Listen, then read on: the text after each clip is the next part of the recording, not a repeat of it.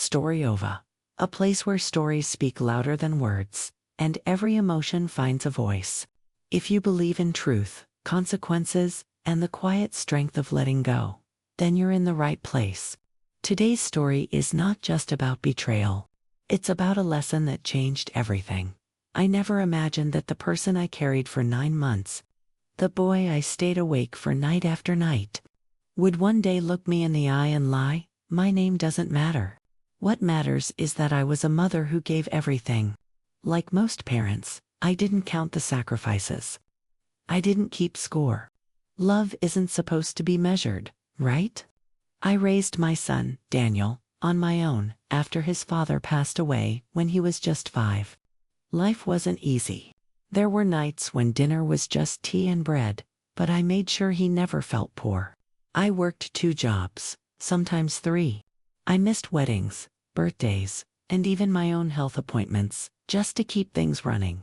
But I always told myself, one day, it will all be worth it. Daniel grew up smart, charming. He knew how to talk his way out of anything. Teachers loved him. Friends admired him, and I trusted him more than I trusted myself. When he got into university, I was the proudest mother alive. I sold my jewelry to pay his first year's fees. I still remember handing over that money, telling him, "This is not just money, it's my belief in you." He hugged me and said, "I won't let you down, Mom." I believed him. Years passed. He graduated, got a job, and slowly, life began to ease. For the first time in decades, I allowed myself to breathe. I started saving not for luxury, not for travel, but for security. My retirement fund, every rupee I saved, had a story behind it. Every note was tied to something I had given up. That money wasn't just savings. It was my safety, my future, my peace. Daniel, on the other hand, began changing. At first, it was small things. Expensive clothes. Late nights. New friends I had never heard of. He brushed it off, saying, "Mom, this is just how life is now." I didn't question him. Maybe I should have. One evening, he came home looking stressed. I knew that look. Something was wrong. "Mom," he said, sitting beside me, "I need your help." My heart softened immediately. "What is it, Beta?" "I made an investment. A business opportunity. It's really good, but I'm short on cash right now. If I don't put in the money now, I'll lose everything." I frowned. "How much do you need?" He hesitated, then said a number that made my chest tighten. It was a large amount. Too large. "That's a lot, Daniel," I said carefully. "I know," he replied quickly, "but I'll return it. I promise.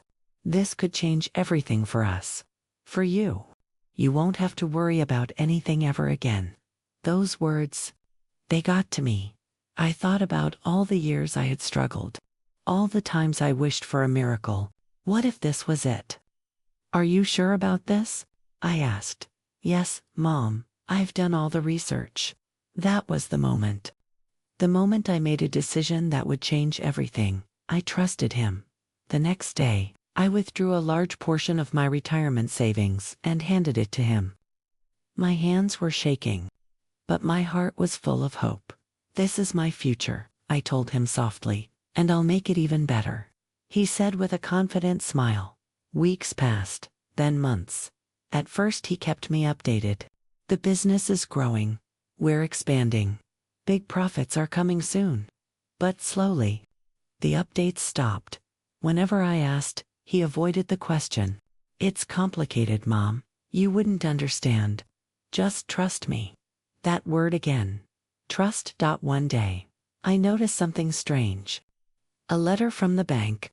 It wasn't addressed to me, but it had been delivered to our house. I shouldn't have opened it, but something inside me told me to. And when I did, my world shattered. It was a notice. A debt notice. Under Daniel's name, the amount was more than what I had given him. My hands went cold. My heart started racing. When he came home that night, I was waiting. "What is this?"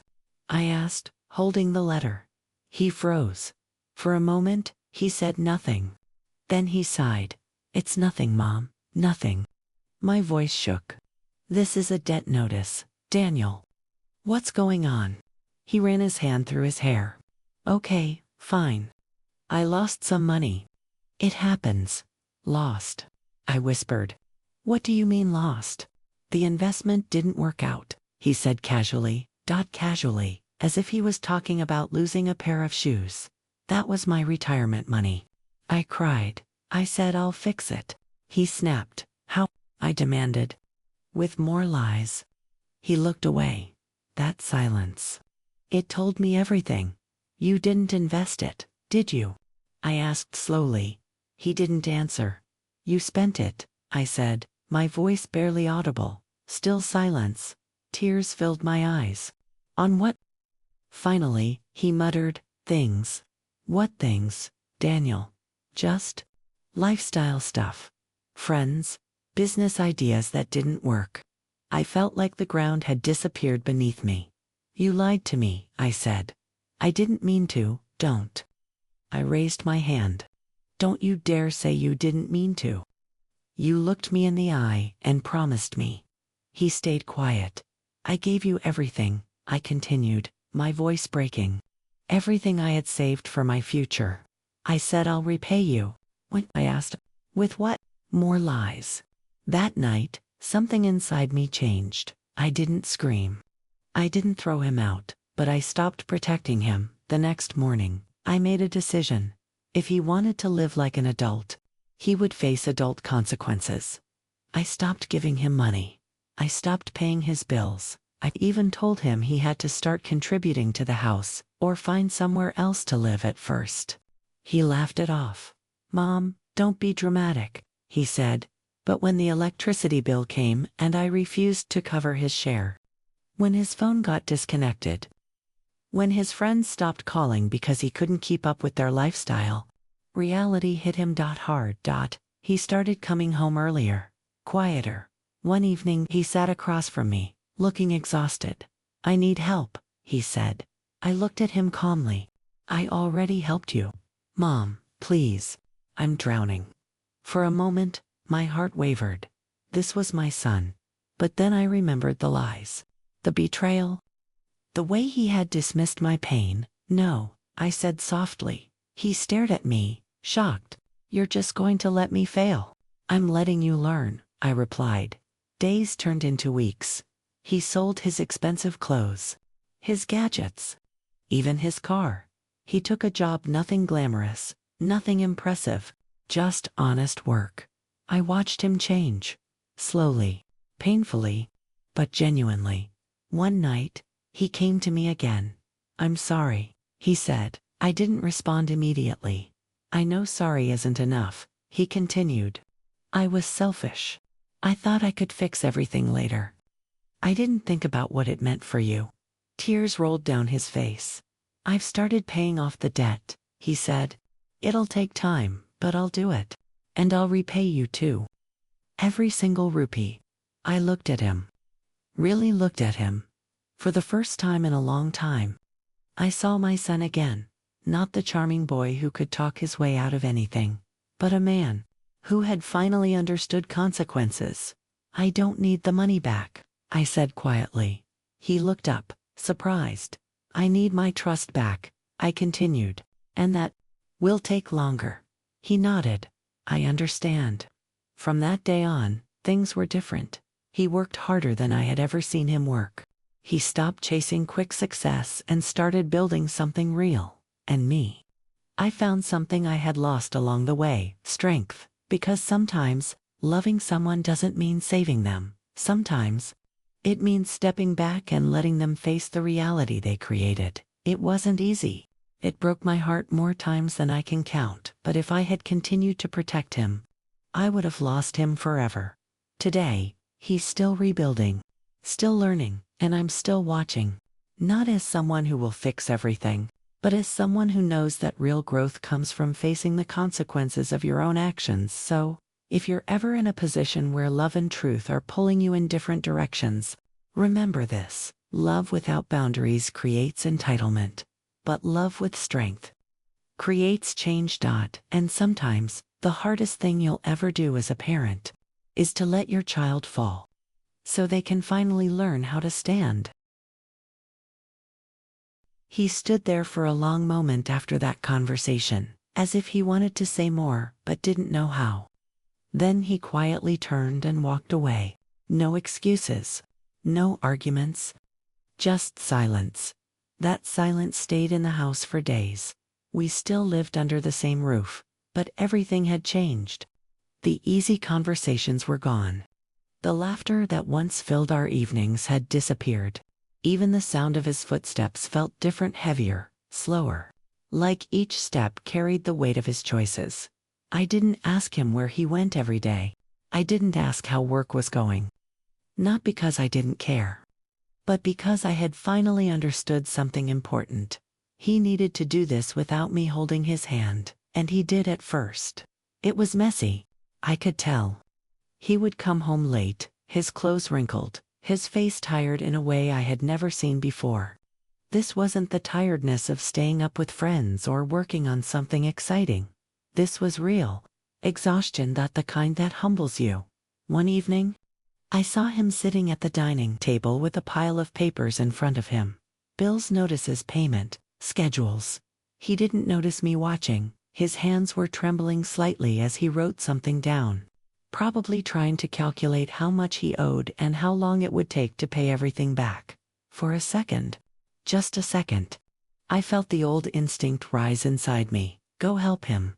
Sit beside him. Tell him it's okay. But I didn't. Because I knew, if I stepped in now, I would undo everything he was finally beginning to understand. So I turned away.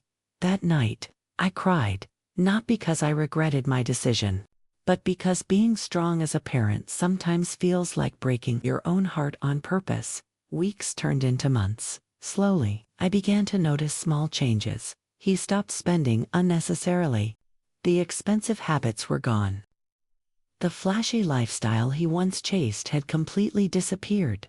Even the way he spoke changed. He no longer sounded entitled. He sounded careful, respectful. One morning, I found something unexpected on the kitchen counter. An envelope. My name was written on it in his handwriting. I picked it up, slowly, unsure of what I would find inside. When I opened it, there was cash. Not a large amount. In fact, it was quite small compared to what he owed me. But it wasn't about the amount. There was also a note. I know this isn't much, but it's the first part. I'll keep paying until everything is returned. I'm sorry, Mom. I sat down. That one envelope carried more weight than all the money he had taken before, because this time, it came with honesty. I didn't say anything to him that day. I didn't thank him. I didn't acknowledge it. Not because I wasn't moved, but because I wanted him to understand that this wasn't about earning praise. This was about doing what was right, even when no one is clapping for you. And he kept going. Every week, another small envelope appeared. Sometimes it was more, sometimes less, but it was consistent, reliable, something he had never been before. Then one evening, something happened that I will never forget. He came home earlier than usual and found me in the living room. Mom, he said softly, can we talk? I nodded. He sat down across from me, but this time, he didn't look away. I got offered a better job, he said. That's good, I replied calmly. It pays more. But it's not what I wanted to do.